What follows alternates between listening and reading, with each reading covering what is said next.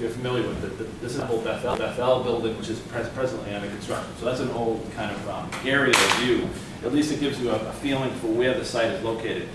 It's 2 parcels of land. One I know that Chuck lives in, and the other that Mary occupies. And but in total, it's about 31,000 square feet. And it's zoned or located in what they call a Business C zoning district. Business C actually includes, the Business C category actually is the whole triangular shaped parcel that goes all the way down to 1 Adams. So it's basically all the property from here all the way down to the intersection with Adams and Hancock Street. So on both Hancock and Adams Street side. Business C zoning is what they call the densest of the residential categories in the city. There's also Residence A, which is single family, Residence B, which is also a multi-family use. But Business C allows for multi-family use. And there's a provision in the ordinance that basically provides its own categories of dimensional requirements when you propose a residential use of the property. And this proposal meets many of those dimensional requirements when it comes to the number of units, the square footage per unit, the number of parking spaces that are being provided. And this is a really interesting proposal that both D'Artagnan Brown and Catherine are going to discuss with you in a little bit. They'll talk about the proposal in more detail, but I wanted to give you a little bit of background about what this site's all about. Right now, the property consists of two family houses with a large barn or garage building in the back of the property. It has driveways that come from Bridge Street. There's a pretty good sized paved parking area in the site. But it's an old property, so that it doesn't comply with a lot of the drainage controls that are presently available to deal with drainage and runoff from the site. And as you know, it's in close proximity to the Furnace Brook, which runs in the back. The site, however, as you can see in the red, doesn't go all the way back to the Furnace Brook. The area in the back actually is part of the Temple Bethel site, which is about a 94,000 square foot site. This area here, as the Temple Bethel property in the front, is what they call previously developed riverfront area. There's a riverfront protection that prohibits you from building in the riverfront area, except in areas that have already been developed. And because this site has already been developed, as you can see, mostly pavement and building, and the Temple Bethel site was also handled in that way, was developed with a parking lot and the building. Those areas can be redeveloped as part of this Business C zoning district. And so this proposal right now is to basically remove the existing properties and construct 60 residential units in a 5-story building. You see the renderings here. D'Artagnan is going to go through it in more detail with you right now. What it allows also is and what Peter and his group are doing is they're putting all of the parking under the building, so it will not be visible to anyone that looks at the property, with the exception of some limited parking that will be provided on the site, which D'Artagnan will talk about. It's a very expensive proposition to go under the building for parking, but what it allows them to do is provide more than enough parking. Actually, it will exceed the zoning requirements. The zoning requirements in Business C require 1.5 spaces per unit. What's being provided today for this proposal is 1.88, almost 1.9 spaces per unit, which in discussions with the planning department was important. The new planning director has made it clear that he wants to provide more and more parking in the city to deal with the overflow needs in the neighborhood. And this neighborhood, as you know, has parking within the street from other residential buildings. This building will not demand street parking. It will have plenty of parking on site that will be able to address those issues. So without me going any further, I'd like to turn over to D'Artagnan to talk about the details of the plan there. His pictures are much nicer to look at than listening to me. Great, thank you, Ed. Again, D'Artagnan Brown from Park Studio. So we'll walk you through, I think as Ed mentioned, clearly the site currently as it's developed. This is a project under construction now, which we have an aerial shot of. Things that we kept in mind when really going through the site planning exercise is how this building here situates on the site relative to Bridge Street and the Adams Mansion across. slide. So in terms of aerial, this is a relatively new shot. The building in context going up here, our site located here. This is kind of the transit lines and the Adam Mansion house. So we're proposing 60 units. In terms of breakout, 33% are one bedrooms and 66% are two bedrooms. So it's a nice size development, larger size units. One bedrooms are around 950 and the two bedrooms are around 1,200 square feet. So nicely sized units. Again, really studying how we mass the building on this site, again, relative to the major components in the neighborhood. Maybe go to the next. So kind of our first process of getting here was understanding how we can situate this on the site, really create a nice landscape courtyard. Because one kind of immediate view is maybe line the building along Bridge Street and open the views up to that lush green area. But what we wanted to do was really activate Bridge Street and create this beautiful landscape courtyard. So when both people in the neighborhood walk by, residents of the building, just anybody in general, they can come back and there's some relief off the street. So you don't have a building kind of street lining at the edge of Bridge Street. So we created this open courtyard. You'd enter up through the building, you'd have vistas out to the green lush area there. The majority of the parking comes off closer to there. I'll show you this in section, but it ramps you down inside. So large majority of the parking of the 100 spaces are underground. Working with the topography of the hill as it slopes up, we've been able to keep that because we know what we hear from a lot of communities, not seeing a lot of the parking on street. So we're very cognizant of that. Some of the surface parking that we do have is actually screened behind the building, which we'll get to in a second. Kind of the overall goal for the aesthetic was to really work with what's getting built in the neighborhood. We're not trying to propose something too modern, and really understanding, I think if we go to the next slide, how this transitions across the Adams Mansion. So the idea is playing off of a lot of the brick vocabulary in the mansion. We're starting to introduce, going full height into brick here, and then scaling down and transitioning to the double hung window siding that would be more reminiscent of that. Again, because of the buffer that we have, there's a nice opportunity to keep a lot of the green, lush landscaping that's there now to buffer the building. So we think that works pretty well. Then I think we go to the next shot. So kind of, we've engaged a landscape architect, but I think for us to get the dialogue going, what we like about this is, again, as you come up Bridge Street here, there's this quite large expanse of landscaping that will occur. You enter the building here into kind of the lobby amenity space. And then we have a couple of the accessible units down on grade here, the side entry into the garage. Off the street level here, we entered to about 20 of the spots, 25 spots, between accessible spots, some visitor spots, and extra parking. The back of the site slopes down quite nicely, so what we're proposing is some outdoor terrace, but all of that really maintained within the building. We can flick through the next two pretty quickly. But just, again, showing the range of unit size. We're not trying to fit a ton of smaller size units. These are more family-oriented, a lot in the 1,100-1,200 square foot range.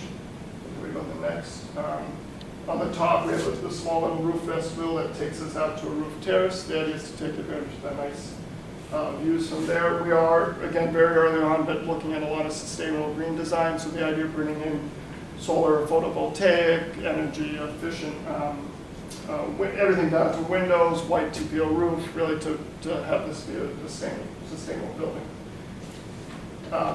This is a little less exciting, but the way that the parking works is it really ramps under, and if we go to the next one, continues down. I think the next slide is very telling on how the building is sited. So you can see here, kind of cutting through, this is that entry courtyard that I spoke of. So the parking really, you can see all this dark area here, that's really all under grid. So the idea, which he's been great about working with us and the expense of putting in the structures, we get to keep all the parking under surface. And then the residential units above, as I mentioned, when you walk through the landscape courtyard, kind of the common areas coming out and having that view out.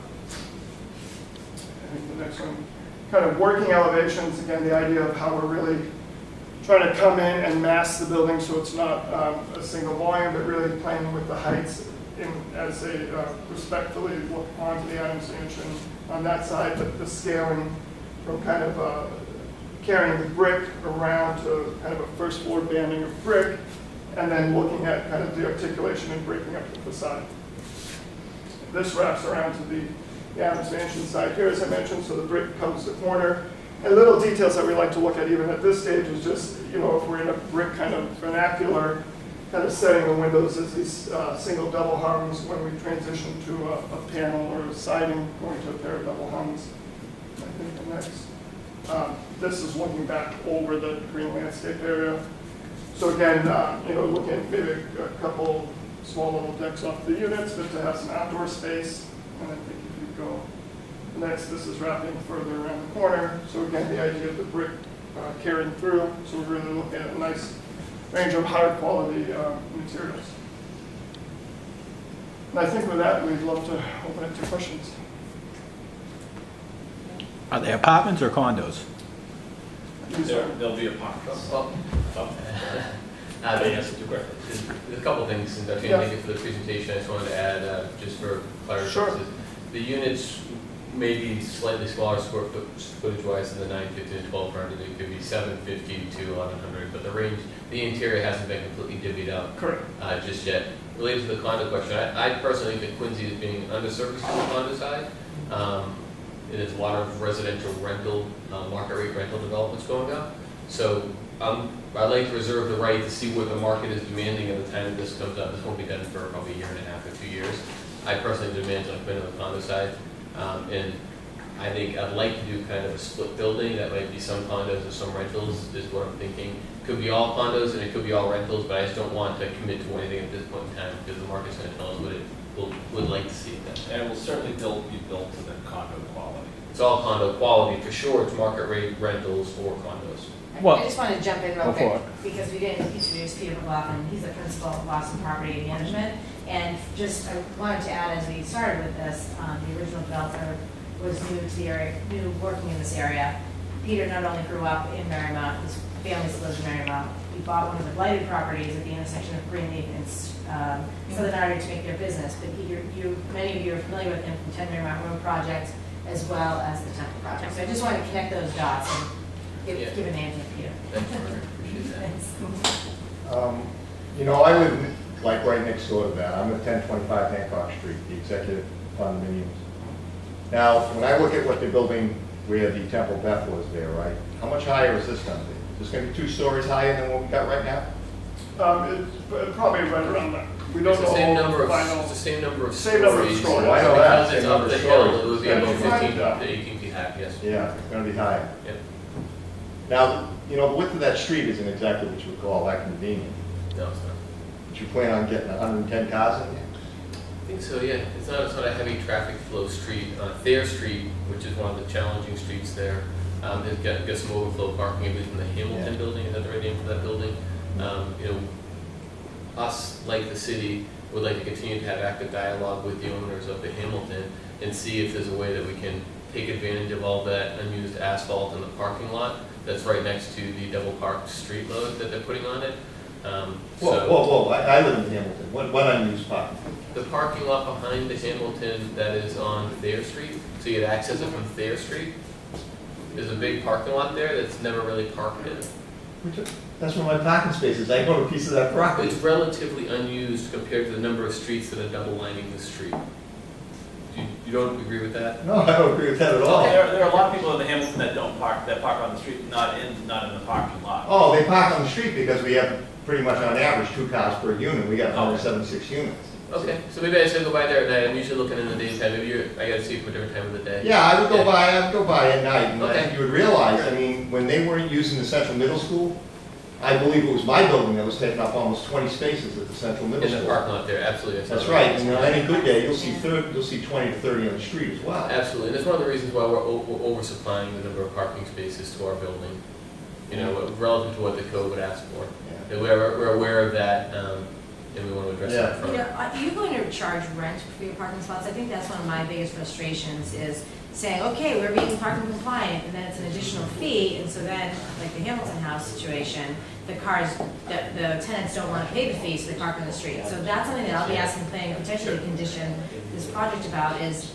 let's not charge additional fee for parking. Let's provide whatever the space is per unit, because that really is a contributing factor, and we've been seeing it all over, in all of these projects. Okay. Not necessarily yours, but I'm just, for me, if that's what you're looking at, now we're saying people are too cheap to pay for parking, so they put them on the street. And a chronic problem. I guess that's my I absolutely chronic hear, I problem. hear what you're saying. Yeah. I think that the tendency in some of the newer developments is a little different than the tendency in maybe some of the older developments. I think there is a different mentality amongst that clientele where for the convenience of a parking space, they may look at it a little differently than maybe some of the tendencies of some of the older buildings. But I hear what you're saying.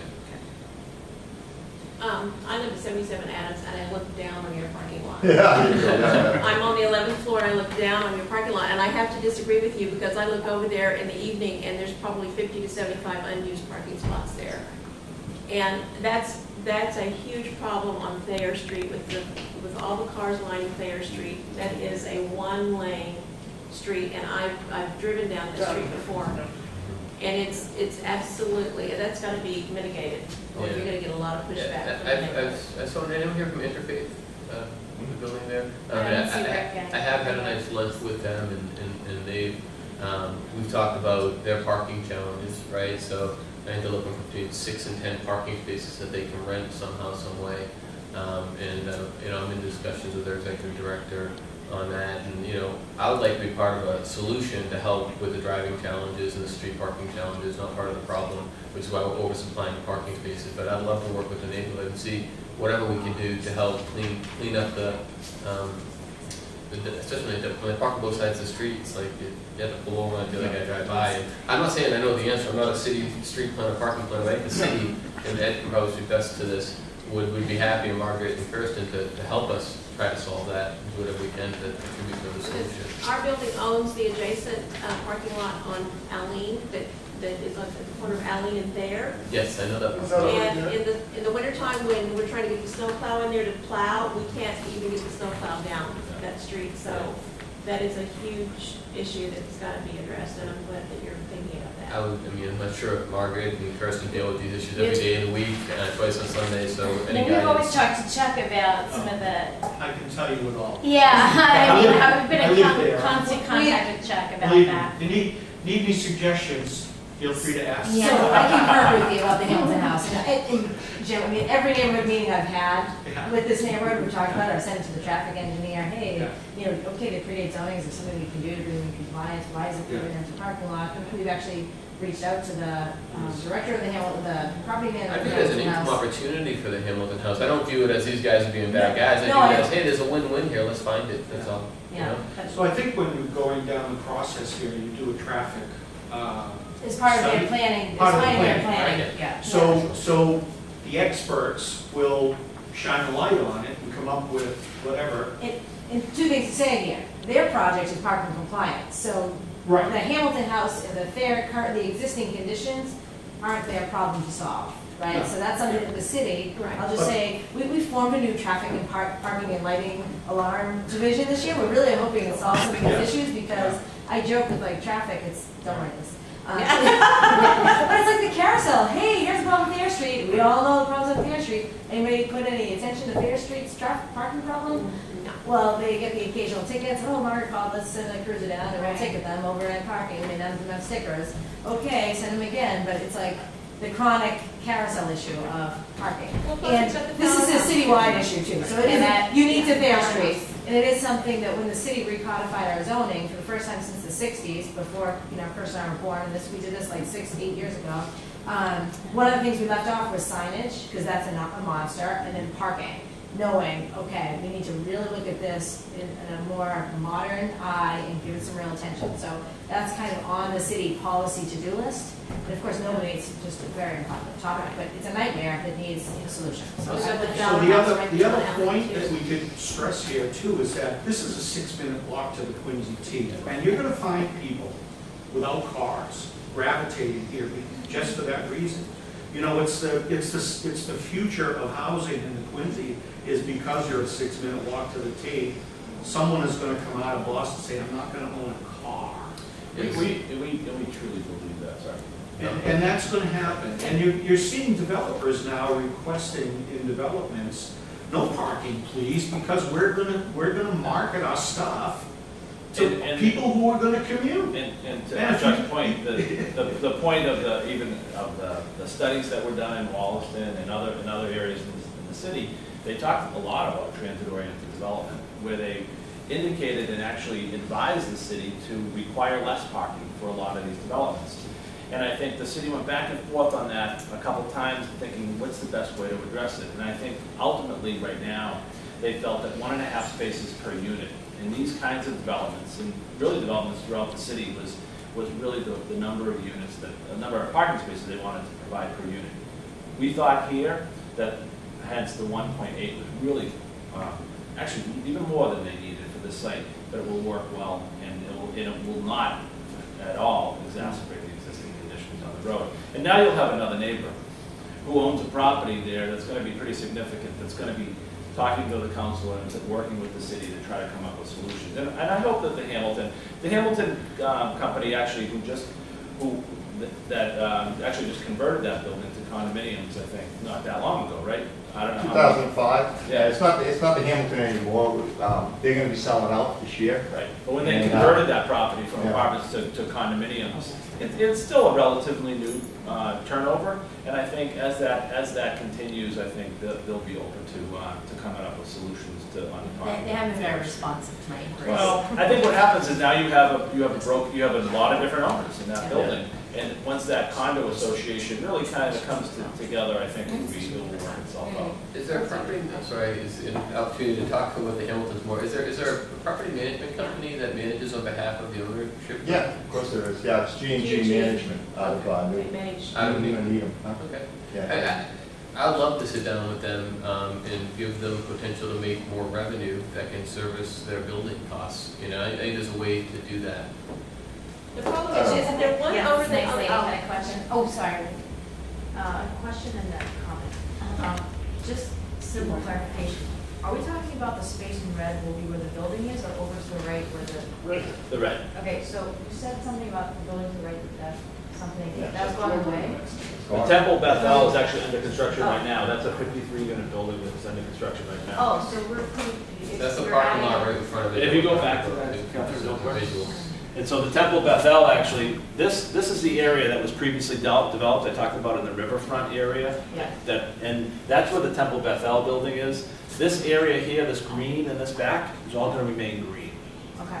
And it goes all the way back to the furnace brook.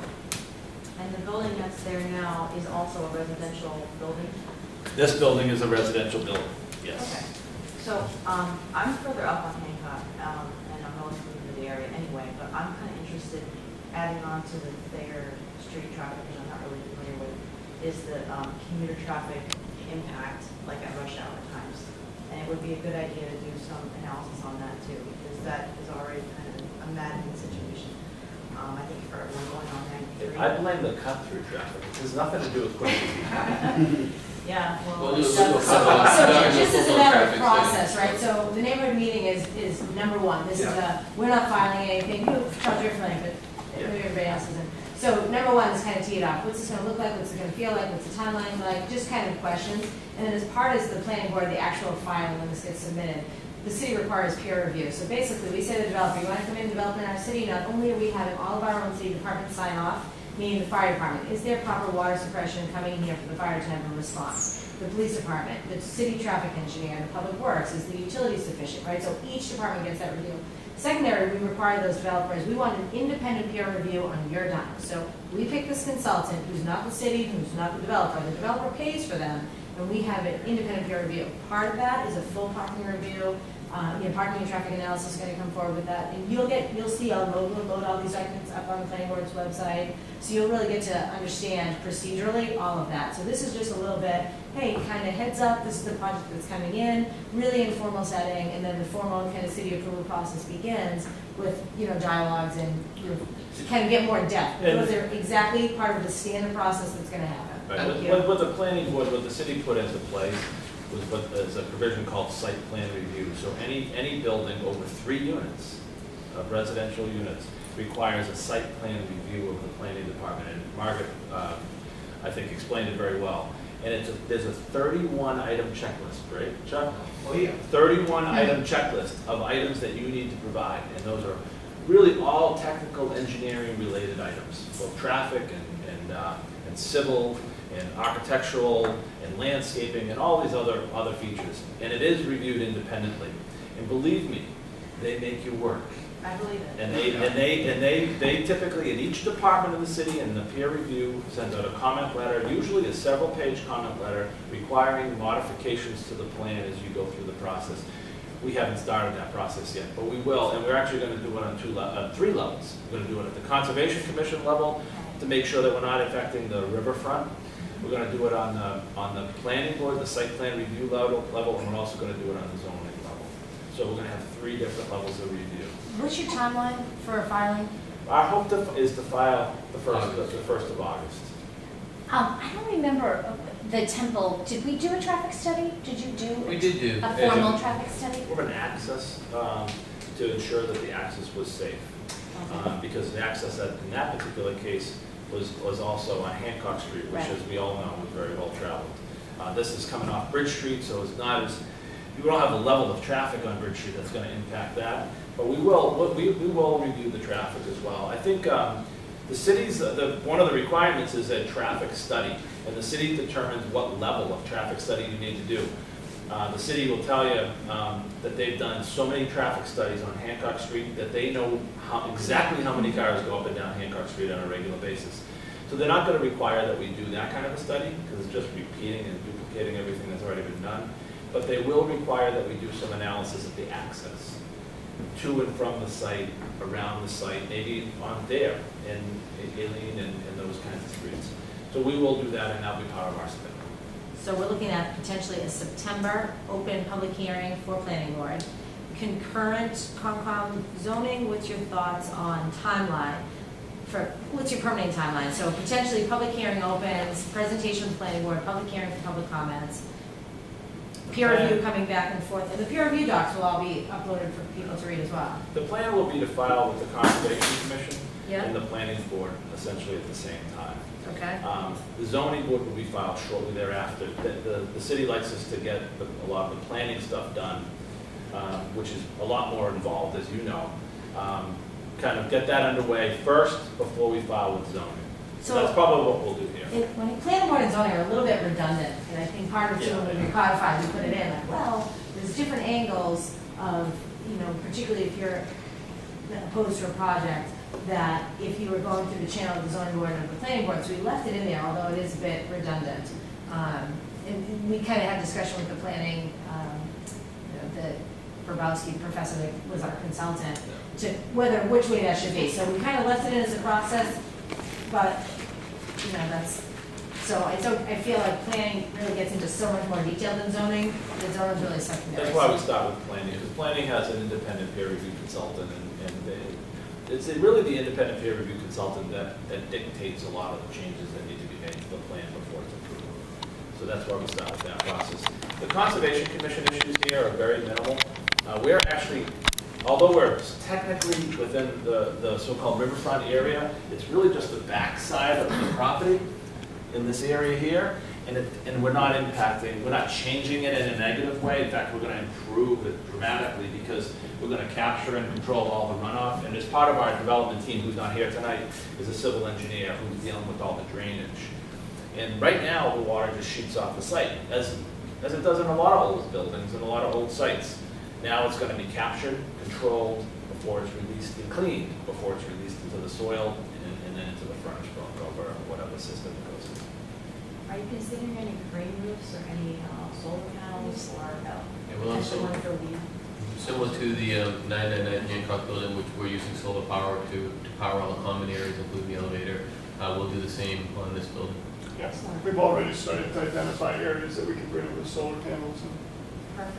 Even though Peter's not a millennial, he thinks like a millennial. He's probably still a little, he's probably still a business. No, it's great, it is, And there are no, it's incentives, good, you know. it's really good. We'll do zip cars too, and I think, that's another advantage to the millennials, I guess, is that they'd rather have a zip car than a monthly car payment bill and an insurance bill.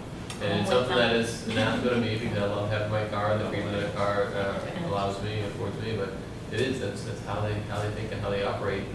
And I think I told the story when we were talking about the Temple building. but I was doing development in Jamaica Plains, it was very green friendly, and they want to minimize the impact of the environment.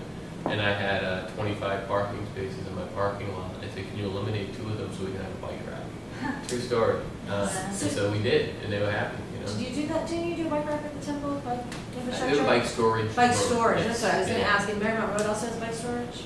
Um, Or is that? Bike storage, I Yeah. think. So you're gonna have bike storage? Well, we definitely have an identified bike storage room in 999 Hancock, and we'll plan the same thing for 999 Hillside, we'll call it, the new one here on Bridge Street. Do we get a name for this project? Well, 999 Brookside and 999 Hillside. It used to be Liberty Place, and we're supposed to be trying to be hipper and cooler with 999 now. I don't know.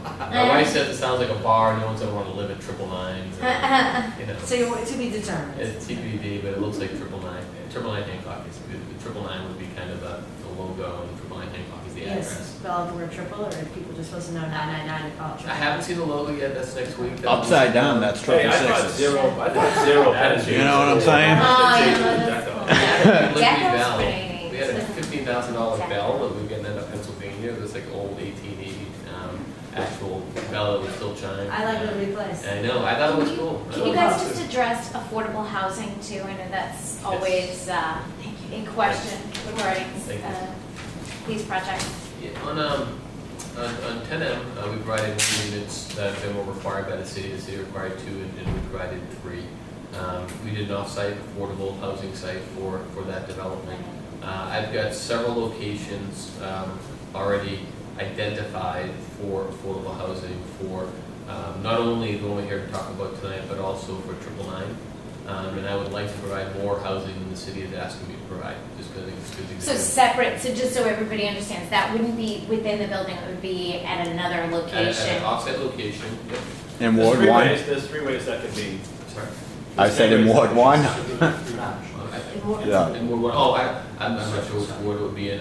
I have a couple streets, I don't necessarily want to be a public Yeah, forum of course discussion, not, but, yeah. it's something that I think about. I have a lot of affordable housing that I have developed in Dorchester, Roxbury, Mattapan.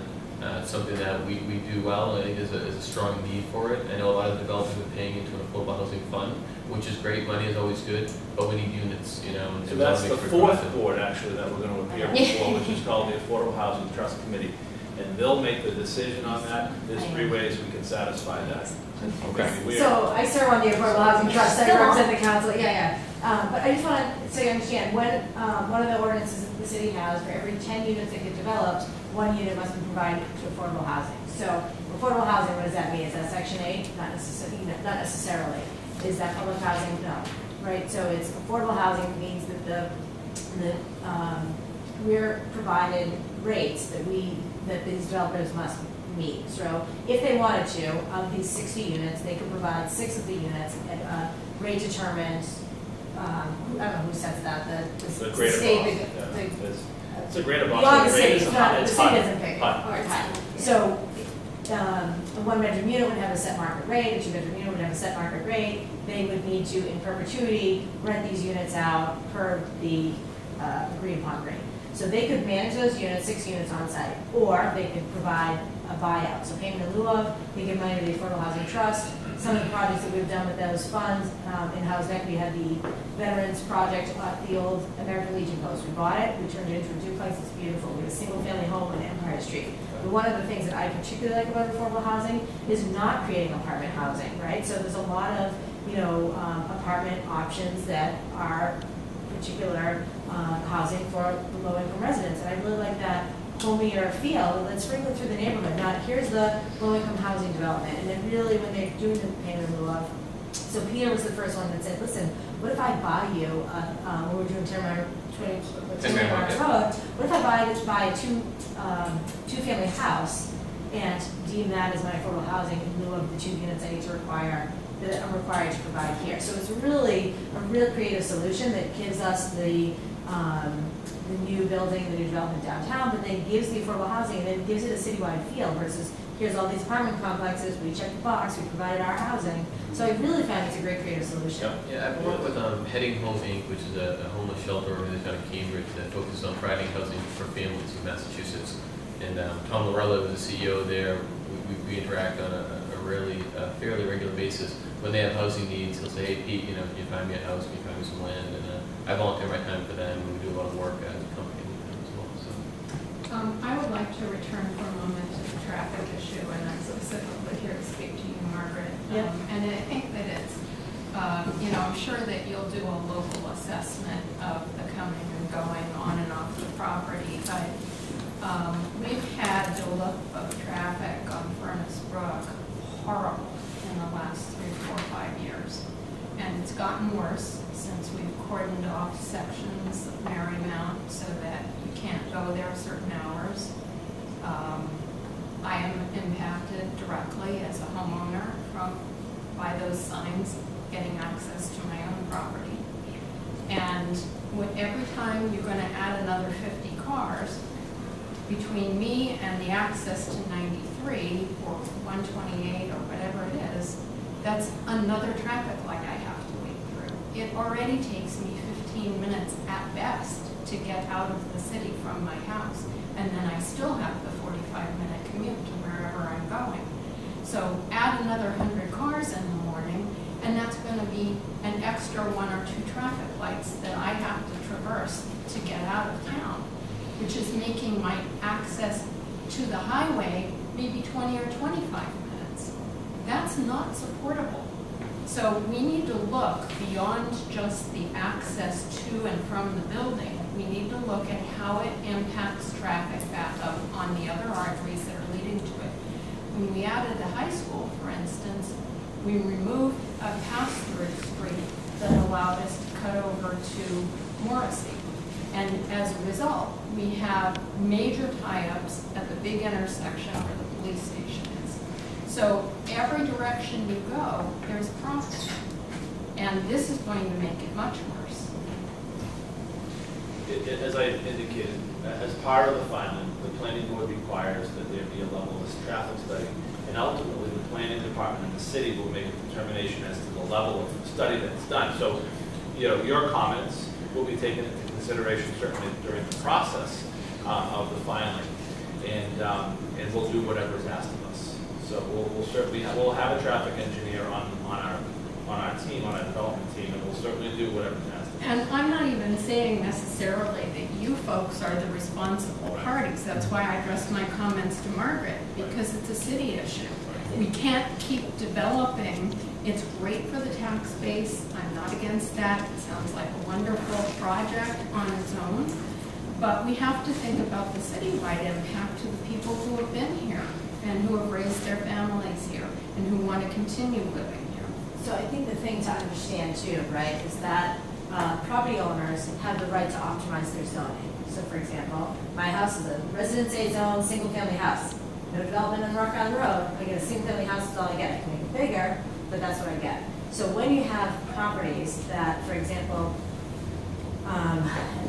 have zoning that currently have a lesser use. Right now, you have business C zoning that has 2 multifamily properties on it. Two families. Two families. But their zoning allows for this type of development, right? So I know this is like, I don't know, council nerd speak sometimes, that as the city, there's, kind of a zoning overlay, right? That decides what can go where. So most of the neighborhoods are single family only. Others in, North Quincy-Wallison have a lot of multifamily housing. And then the urban spine of Quincy Center is zoned for the various business districts, or along the T-tracks as industrial districts. So we have to respect that this property has rights. So as much as we're saying traffic, that's not like our trump card, because this property has rights. So I'm with you. I'm in the same traffic as you. It's a big frustration as mine. The administration just supported kind of a reorganization of the traffic department.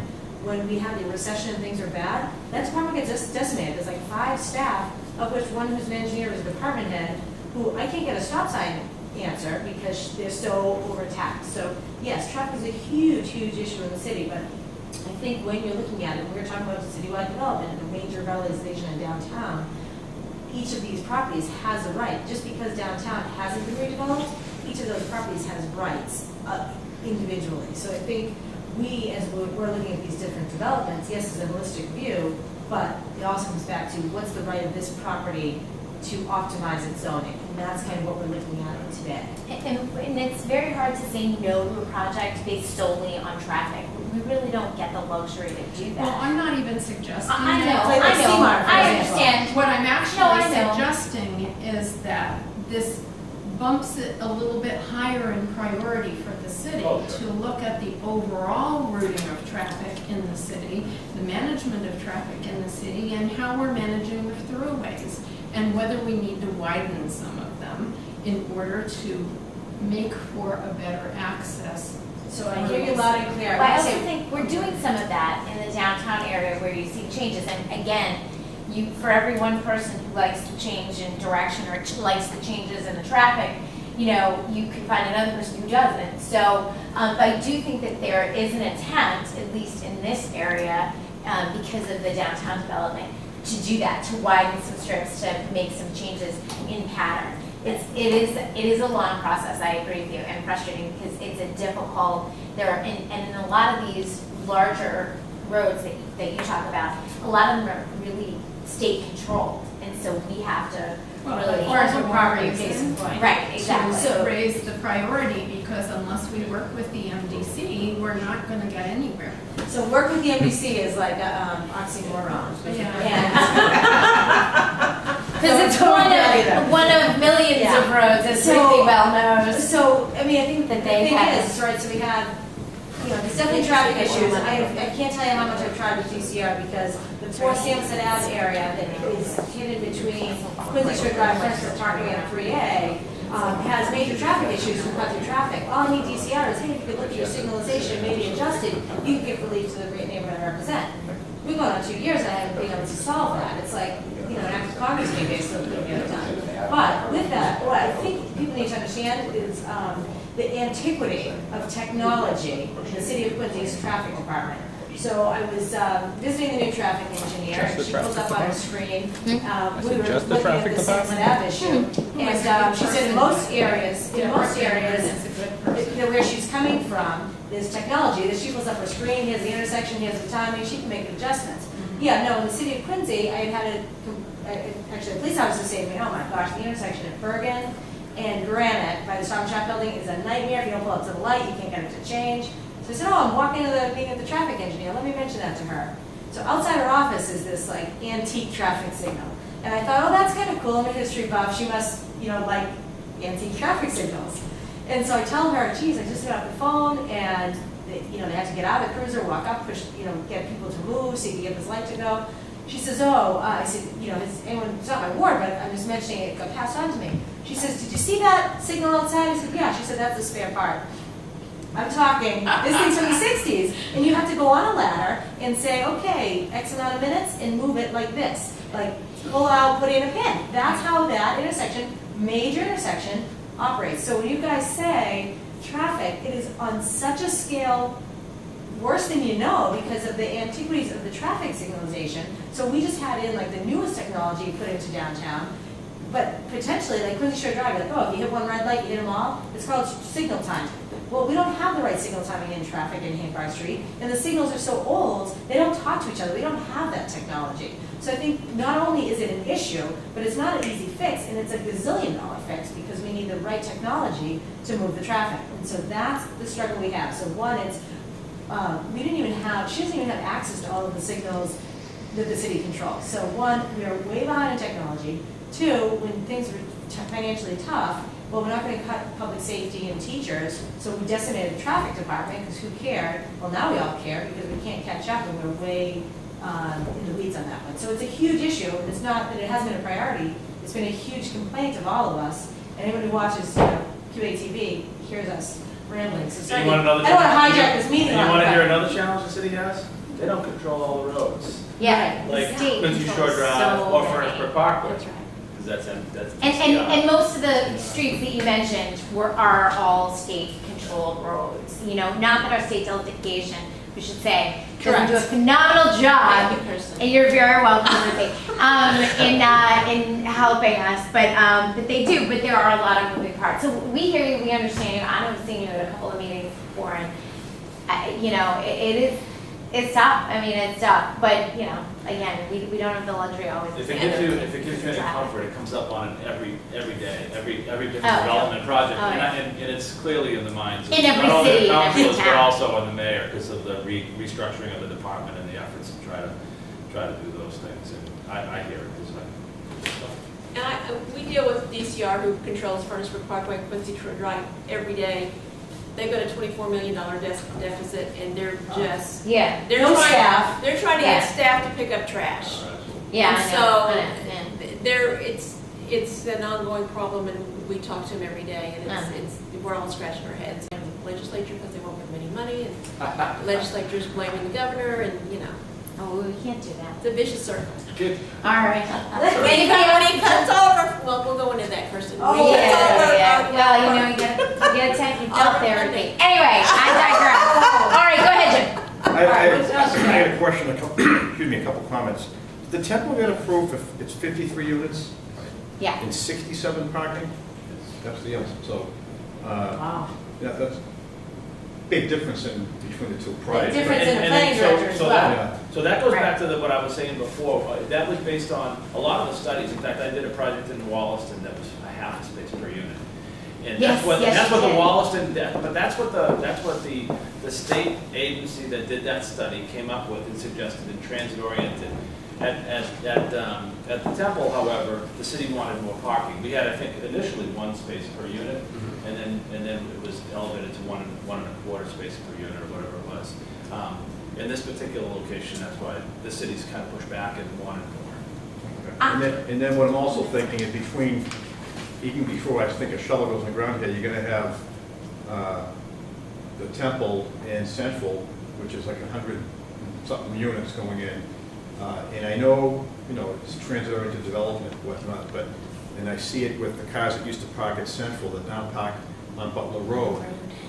And it's a weird type of transit development. They don't use the cars during the week. They tend to use them on the weekend. And what happens, luckily last winter wasn't bad, the previous winters, they stay there all week, so the road doesn't get plowed properly. Yeah. And they just edged in there, and they'll come in the weekend and, hey, we could go shopping now. They shovel a car out through the street, so the roads in the immediate area never get plowed properly because there's cars there all the time. So, and it's not your fault or whatever. But I think it's something that I'm gonna bring forward, and I think a lot of my neighbors have been complaining about, that something has to be done about that. It's not your fault, you're not enforcing the traffic, but that's something that the city has to really start taking a better look at than they have been. Especially with 100 and, well, you're gonna talk 100 and, almost 200 units between your project on Marymount, Temple, Central. And there's, I think, Randy is right there, yeah. Central did provide 2 parking spaces per unit, which I thought was pretty good. Right. They had a lot of land to work with on that.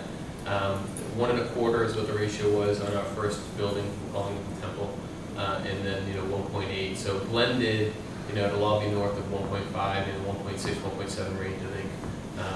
Which I think bodes reasonably well for the impact on that neighborhood. I think west of Chestnut did 1 spot per unit, and Deco, which is over by Quincy Adams, did one parking space per unit. So we've been very aware of this neighborhood. My parents live on Putnam Street around the corner. The Clancy's, Captain Clancy was at my sister's wedding party, and we've had many discussions about the parking. Yeah, she's like, Even- it's not, it's going I even on. see your workers parking on, to live on Butler, I see your workers parking there during the day. Yeah. I imagine there's no parking on site that. They just run out of space at the park, Yeah, so so it's challenging for It's them. an issue during the day and at night, more so in the winter. Not so bad when there's no snow, but once the snow hits, Yeah. that's when the road gets narrowed because it doesn't get plowed. Even with the work of parking, I try to think ahead of that, and I've acquired a property on Fair Street, so that we will have some overflow parking spaces on that property. We closed on that about a month ago. So yeah, we try to do the best we can to respect the neighborhood that way. You close on what? Directly across the street from the Bridge Street properties, we closed on a property on Fair Street. On Fair Street. Yeah, It's it's two-family. multi. Quick question, this property here, how many square feet total are you talking about developing, and what's the lot size in Lot square size foot? is 32,000 square feet is the lot size. This building will be including the parking area, which is subterranean. You'll have around 5 times 15 about 65,000 square feet of gross building area, which would be livable, and they have a 30,000 square feet of subterranean parking area. In total, we were 90 to 95,000 square feet. What's the building footprint, the base footprint? The footprint of the building would be around 15,000 square feet. That's good. I mean, because I just want to mention that this was up before zoning a Yes. couple months ago. A different proposal. But it was up as a 30 unit. Right. And it was withdrawn without prejudice. So you're saying those people have nothing to do with you guys? Correct, they're selling the property. I've tried to make some improvements, or what I think are improvements to that plan, where they had a lot of surface area parking on that. So basically, they were using the land area, and there were cars dotted all over it. I put mine underneath the building, so they're not an eyesore to the building, to better control the water runoff, to make sure it doesn't impact the environment. So we've done some things that we think did improve on that plan, which is a very good plan, Chuck. And also, we've tried to be very respectful toward the Adams estate. It's a historic landmark. I think it's one of the important landmarks in Quincy, if not the state or the country. So we're putting a lot of extra money into the facade on this development, maybe in contrast to what the previous ideas were with what to do inside. Could you still do it smaller though? Do you have to do 60? Could you go like 30? Well, 16.2 is allowed by right under the ordinance, under business C. It's 500 square feet per unit. This has a little bit more than like 517 square feet per unit. Well, something to that effect. And it actually is created, and there's a huge expense to put the parking under. The problem was when they were talking at the other zoning meeting, I'll show you up here in this map here, it's a perfect map, is that when cars come down Newport Ave, because most people will say they're working in Boston or whatever, they're coming home, and they come down this street right here, they're not really supposed to make this left, because there's that islands there and stuff, but cars are sort of gonna make that left, and if they don't... That's an illegal turn, so you're breaking the law. No, but I'm saying, even someone on the So zoning someone coming board... from Newport would go left on Furnace Brook and right on Hancock and right up Bridge, it's that simple. From... It's a fair concern. I mean, we could have the police, maybe police it, certainly, make sure that people aren't breaking the law. It's just that the more units you put in there, you're gonna make more traffic. I mean, as Councilor Palmucci would say, the traffic is terrible in Quincy. Yeah. How much more terrible can it get? But if you come down Dimmick Street, which is going on to Hancock Street, it's very congested. I mean, I personally myself, I think 60 units is nuts. Okay, I would like to see less. Where do you So- live, sir? 62 Grenwall Road, Where? 62 Grenwall Road, off of Adams Street. So you go down Whitwell, go across the street. Okay, So, you come up basically, sure, okay. but it's, I mean, that's That's just... all right. That's all right. I mean, We it's appreciate your very, comments. absolutely good commentary. I appreciate. Well, isn't this where we're supposed to speak? Absolutely. You know what I'm saying? Yeah. Like, No doubt, no doubt. And mean- one thing that's nice about this site, I hear your comments and I appreciate your comments, but one thing I really like about this site in particular, as opposed to some other sites where they're putting a bunch of land area on a small parcel of land, we've got 3 acres of land here, which is 135,000 square feet.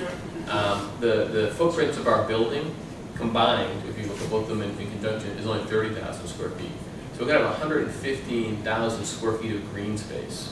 So this site really lends itself to create a nice campus feel and to create a beautiful experience for the people that live there, and hopefully a nice aesthetic experience for people that go around it, go past it, and can experience the yard and the building. So, but it doesn't diminish the fact of what you're saying, which is you would like to see less, and I appreciate that everyone's going to have a different subjective opinion. I thought 30 was nuts. So, I mean 60 is just twice as insane, so... I have to agree with you, given the discussion we had before, because that section of Furnace Brook Parkway is already jammed up most of the time, and now you've got to make right turns onto Hancock Street and then a right turn again. And you have all of these new apartments in the Temple area and across on the Old Central Middle School. Everybody's going to be descending on that place at the same time, which means it's going to be a madhouse. I do think you'll have a fair amount of the tendency in these buildings in particular will be the 22 to 35 range, and they will be taking the trains. So it might not be as bad as you're envisioning it being. but certainly it's a concern. I live in 77 Adams, and I face out that way, and I think you're building the temple, it's quite attractive, so I was happy to hear that the developers would be the people developing that, and I think the high school is looking nice. But I would have to say at first blush that there are two houses there now, you know, that, you know, have 60 units, was that what you said? 60 units? What will be, how will it compare to the temple site in terms of height and bulk? I mean, if I look out, they're not, it's going to be. Roughly the same in bulk and height. Because it's up the hill, it'll be roughly 15 to 18 feet on a higher elevation. But as far as the height off of the land itself, it'll be the same. But lower than the other buildings, lower than your building, lower than the buildings, the other buildings on Adams Street or further down on Hancock. Significant. I think the Hamilton's, what, 12 stories? 14. 14 stories, Yeah. so, So yeah, you see they're the significant. This is only 5 stories. Yeah, 5 stories. Do you know anyone in the Hamilton that don't have a car? Well, yeah, I mean, there are people in Hamilton that don't have cars. No, but I mean, that's something the councils could do, maybe survey the people that live in other buildings to see who has cars and who does not have cars and try to get some idea of cars. I just seem to think if you're gonna try to get $2,000 a month for a 1-bedroom or a 2-bedroom, those people have cars. Common sense says that if you're gonna spend $2,000 a month for an apartment, you're gonna have a car. You might have 2, you know what I'm saying? I think common sense would say that. I think that what we'll find is that not everyone does, and that they'll use a zip cars. Common sense tells me that, and it tells you that. That's how we've grown up. That's how we live. I think with the millennials, it is a little bit different. I think studies have shown that it's a little bit different.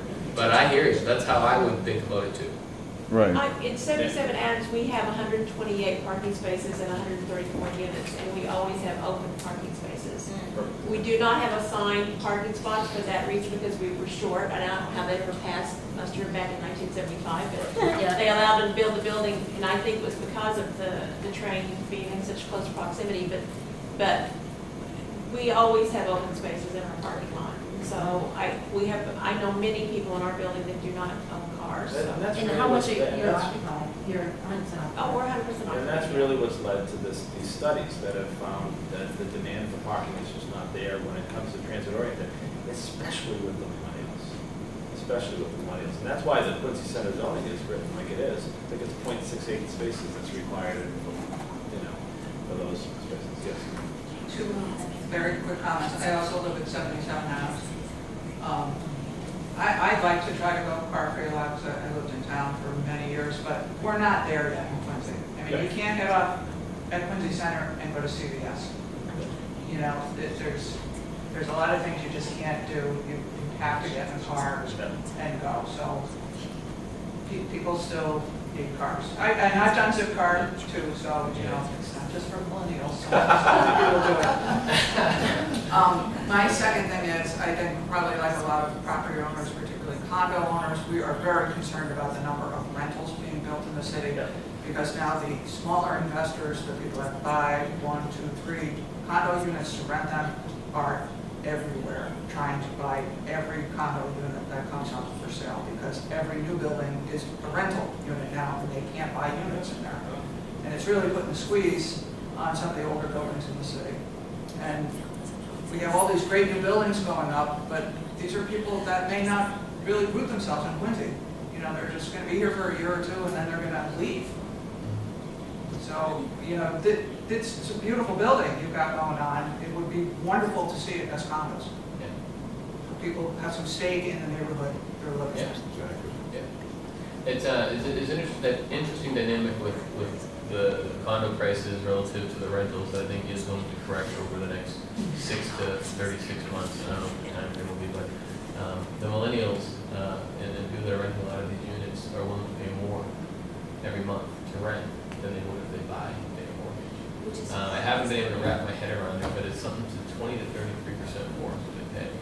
I think it's because they want the common shared amenities, which would be anything from a pool table to a pool itself, without having the burden of property ownership, which requires you to carry yards or roofs and everything else. But I think it will swing, and that's one of the reasons why when you first asked me about doing rentals or condos, that I need to reserve judgment But I can tell you as a developer, because people are willing to pay more in rent than a relative value of a mortgage, that it makes sense to keep them as rentals.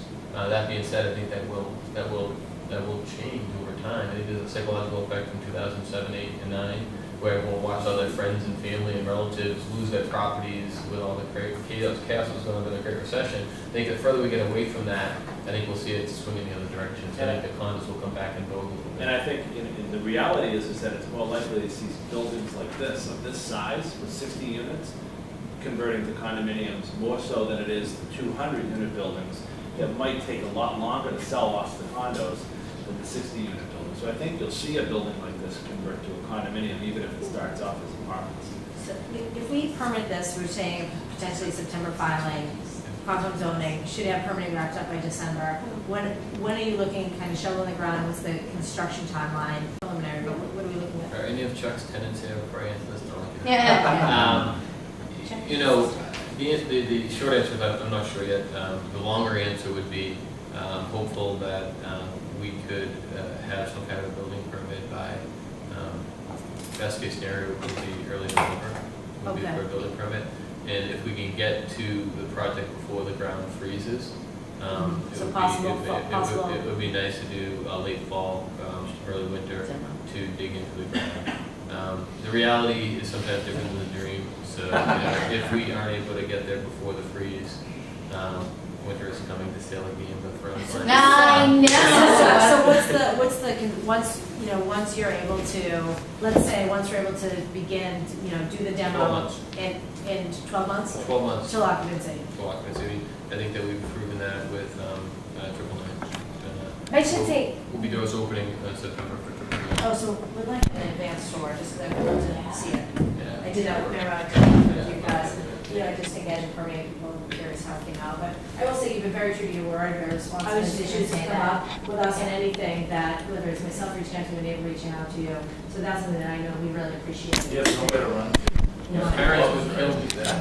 well, no, I was just gonna say for those of you who don't know about the town project or weren't able to, you've really held true to what you said you were gonna do with the neighborhood meeting, and all of the, timelines and stuff like that have been pretty, on case, which isn't always the case with developments. In fact, it's, more than not always the case. It's not the case a lot. So, if you talk to the why. Yeah.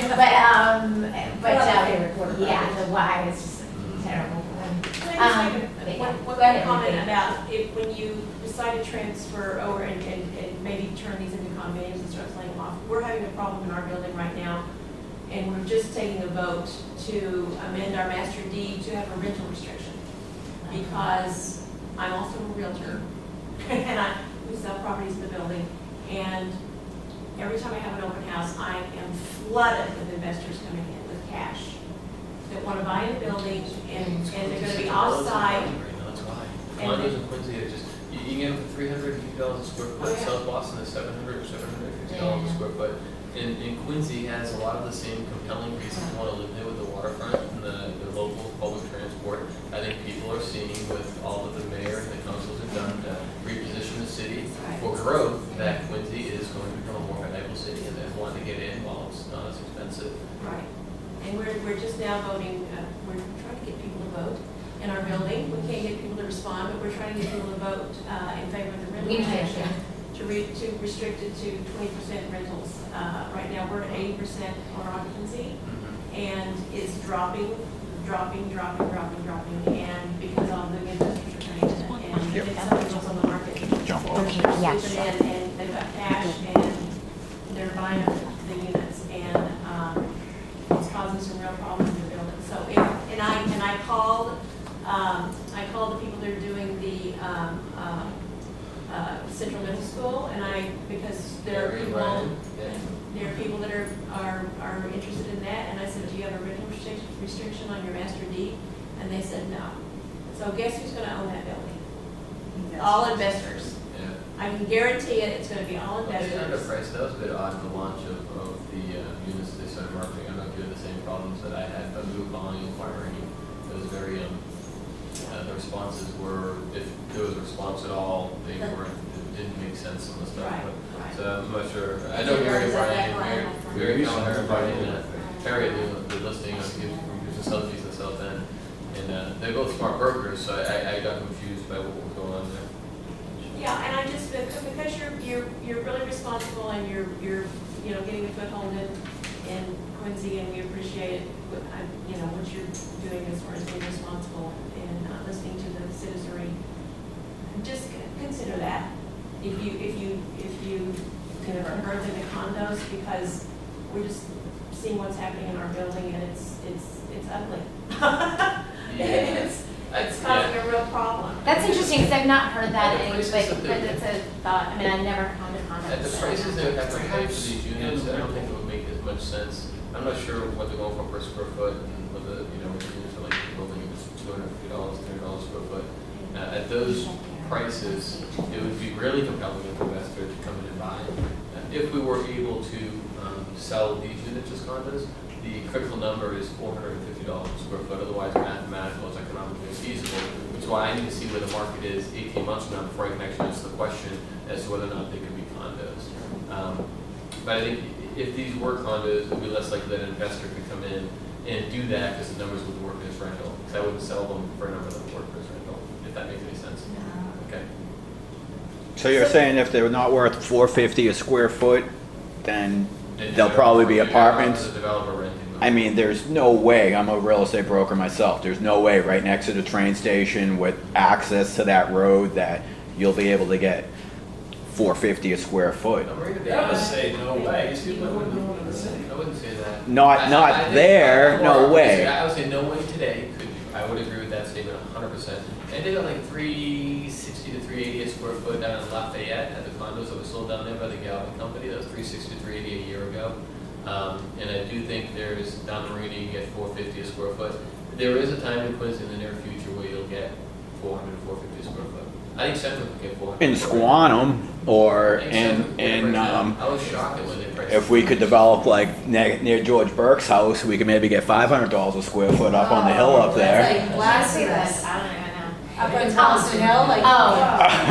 All right, so I just want to, there you go. It's getting silly now. So I just wanted to sort of put a close on this, because I know the formal presentation is done. I think that we're at a good place with some of the exchange of information. Again, you heard the timeline that's expected. If it changes, we will know, but if you're a direct butter, you'll obviously get a notice regarding if you're going to planning first. Is that what you just, Concom. You won't get a mailing from Concom then, or Yeah, you do. we got a four about. Citizen Adams within that?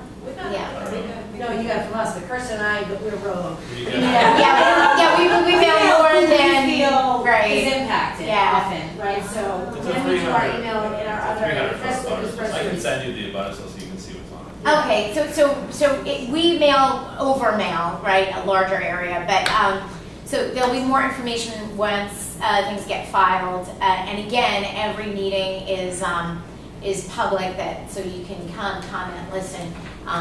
Area concerns, you can always ask Margaret and myself. You can always, Ed has always been great, Peter's always been great about talking to folks and just answering some more individual neighborhood questions, again, because they live in the neighborhood, so they understand, they care. But you can always direct some questions to Margaret and myself.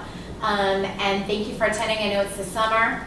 And I asked Margaret before we did this, although I think we mailed way more than probably we should have, but we did mail a good number of folks, and this is what, showed up. So you're a true loyal group. If you have neighbors or friends in the area that are curious about the project that didn't have an opportunity to make it tonight, I know I have a couple of emails from folks that have questions, please encourage them to call or email Margaret and myself. And ask their questions. We're happy to speak to them about this evening and about the process going forward. So again, thank you for coming. I know it's a busy time of year, but thank you. Yeah, I think our mailman from like Coddington, so someone today's, the Fennel House. says